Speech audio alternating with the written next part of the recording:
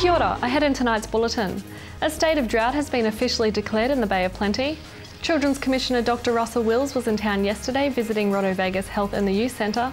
And Sport Bay of Plenty recreation program Play in the Bay and the NZCT Ames Games have been announced as finalists in the New Zealand Sport and Recreation Awards.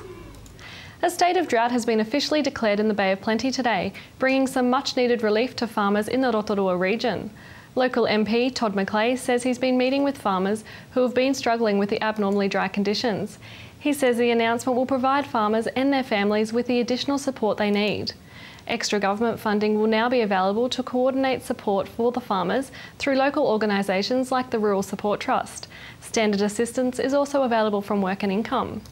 And later in City News, Wayne Douglas talks with Met Service meteorologist Daniel Corbett about the weather and prospects of rain. Children's Commissioner Dr Russell Wills was in town yesterday, visiting Rotovegas Health and the Youth Centre. He was also here to meet the children's team tasked with implementing the Children's Action Plan. Dr Wills says Rotorua is the perfect demonstration site for the pilot program, set to start on the 1st of July.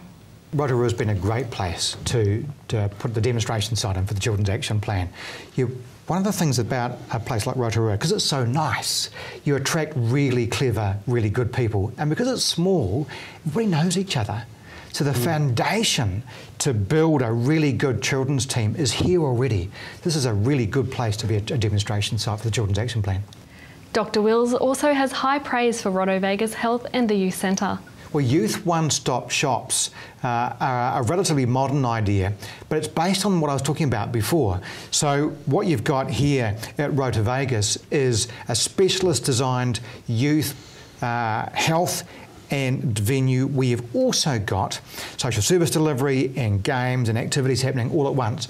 So it's close to town, so young people can go there to play table tennis or to shoot pool or just kind of hang out. They can also go and talk to the doctor or the nurse or the counsellor right next door, and there's no stigma to that at all. And because you've got specialist youth clinicians there, you can get all of those needs. The Council is reviewing responses to their survey about parking arrangements in the CBD and especially views of the 12-day free parking trial offered at Christmas. Economic Projects Manager Nick Delimore says business views as well as the general public were canvassed about the free trial parking.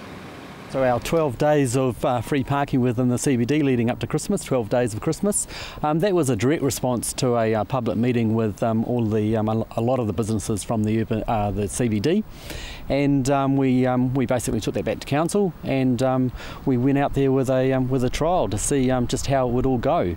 So what we're doing now is we've just finished an online survey and a direct survey to the businesses and the public, and we're just getting feedback to how that went, both whether it pulled more people into town, so did retailers experience people coming back into the CBD that possibly weren't coming into the CBD, and whether it just generally helped, I guess, retail or the business take. Nick Delimore says a longer-term look at on-street parking arrangements and how these impact on businesses in the CBD is being investigated.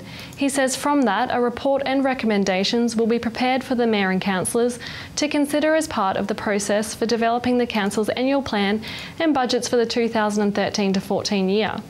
Meanwhile, bookseller Fraser Newman says the 12-day free trial at Christmas was a success for his business. He says he's now lobbying councillors to make free parking in the CBD permanent. They had the free parking over the Christmas holidays. How did that work out for you as the manager of the store? Pretty much doubled our sales within 24 hours.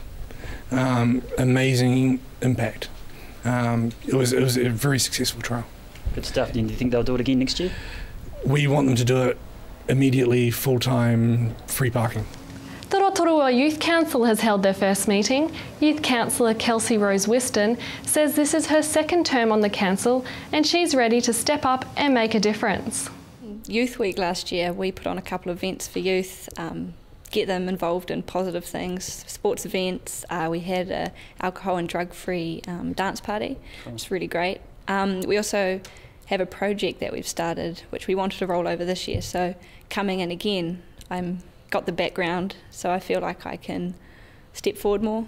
Fellow councillor Stephen Wright says he's joined the Youth Council to help local youth and as well to help his own confidence and growth. I just want to get more youth involved in the community and just really get the youth spirit of Rotorua shining through. Now, is there anything that you think you'll be able to take out from being on the council and perhaps help you in the future? I just think being in a discussion like with other people and just gaining confidence and just really getting to know how to, like, in what way I need to express my opinion and just perhaps take on criticism and ideas from other people. We have more from RDC Youth Projects Officer Jill Campbell later tonight.